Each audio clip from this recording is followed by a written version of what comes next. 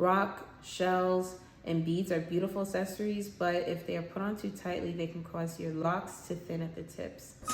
One of the biggest misconceptions about locks is people feel like we don't shampoo them in their earlier stages, when in fact we can't. How long will it take for my hair to lock, and can I wear other styles on top of my locks? What do you think everyone needs to know before beginning their lock journey? Bankroll, euro, peso, add it up. I'm just doing me, everything is on me. You matter what. Hey guys! As you can see by the title of the video, I am going to be talking about locks. Things that I think everyone should know before they get locks. And I'm also gonna back up my answers with some answers from my loctician, Ashley English, AKA Miss Lovely. She is the founder and owner of Infinity Locz. Miss Ashley is an amazing loctician. She worked on my hair since I started my locks. She's helped me work with my eczema, and she's also done my hair for my wedding. She has been in the business for over 4 years. Yo, we can listen to what she's got to say. One thing that's really, really valuable in a loctician, if you are starting out your locks and getting your hair done professionally, you need to find a loctician who teaches you about your hair. It's important to find a loctician who cares, because they'll really be able to answer questions and make your lock journey worth its while, because it does take a while. The answers to these questions are going to explain everything you need to know before you start your lock journey. And yeah, enjoy. I asked Miss Ashley, what are the most frequently asked questions that you get from people starting their locks? How long will it take for my hair to lock, and can I wear other styles on top of my locks? I can't answer exactly how long it takes to lock because it's case by case. As far as being able to wear different styles on top, such as braid, crochet, or lace fronts, you can, but just make sure you go to someone who specializes in those services so no harm is being brought to your lock. One of the biggest misconceptions about locks is people feel like we don't shampoo them in their earlier stages, when in fact we can. We just use a lower pressure of water for starters.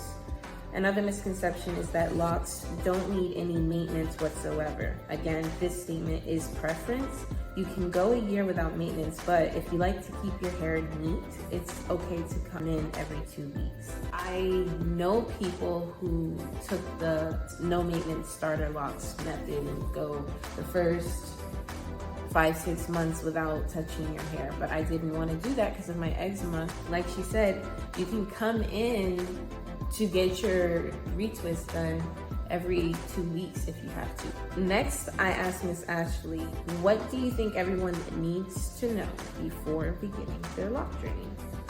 I feel everyone should know that getting locks is a process, and be prepared to embrace the journey with your whole heart.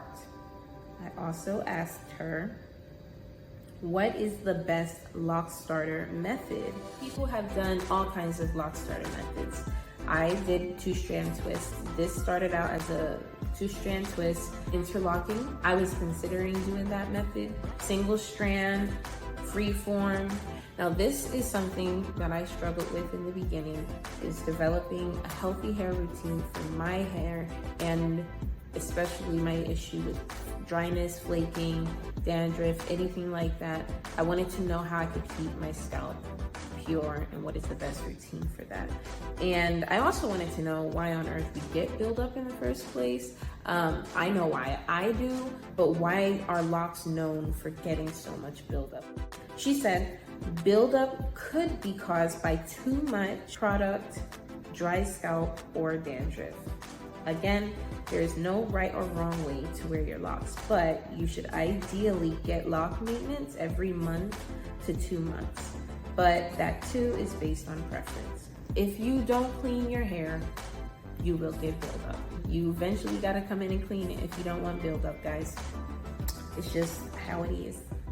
Okay, as far as the routine goes, Miss Ashley helped me to develop my own. For me, with my situation, we didn't know exactly where to go. Miss Ashley didn't give me exact answers to every question, but instead she taught me how to kind of develop my own things that work. And she said, just test it out, try it for this long, and then, evaluate if it's actually going to be able to work for you. 3 things that she taught me helped me to manage my hair and my head condition. She suggested daily hydration, deep moisture with oil a couple of times a week. She started me out with oils that they sold at the salon, and I worked with those, and I was able to find different ones within them that worked better than others. This is what I love about Miss Ashley, y'all. She actually, throughout the visit, teaches you, empowers you to be able to take care of and understand your own hair. If you are starting the lock journey, learn how to take care of your locks, so that number 1, we don't give up on our lock journey, and then number 2, so that if there's ever a situation where you have to take care of your own hair, you're not like, I don't know what to do, I give up. It is going to be super, super helpful in the future, because at a time in your life where there's too much going on, or say there's something like the COVID pandemic and you're stuck at home, what other techniques would you suggest to people struggling with dryness or flaking? She said, I would recommend a healthy shampoo schedule and even product distribution.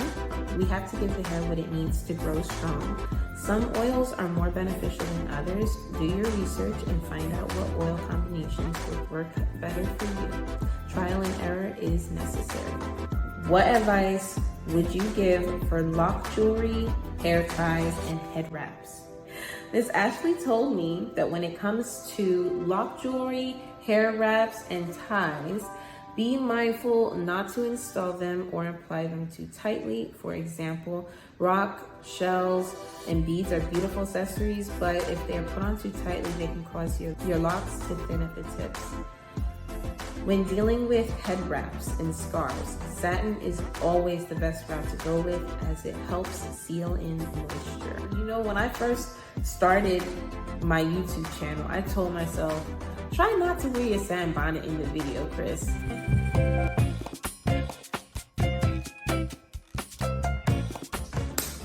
I be wearing my satin bonnet all the time. Many people quit the lock journey before they hit the year mark. Miss Ashley told me that it's a matter of patience. People are impatient and they want results now instead of waiting, so they give up before the magic actually happens. I can attest to this. Just because it is very common for people to want to give up on their lock journey before they actually get to the good part does not mean that has to be you.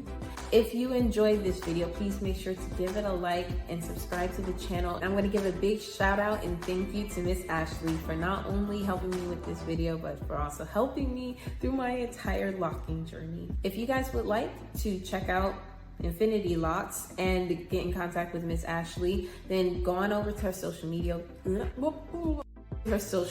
page, Infinity_Locz with a Z. Okay, and yeah, that's it for today, guys. Thank you so much for watching, and I'll see y'all next time. Stay well. Get money, then we lay low. Add it up.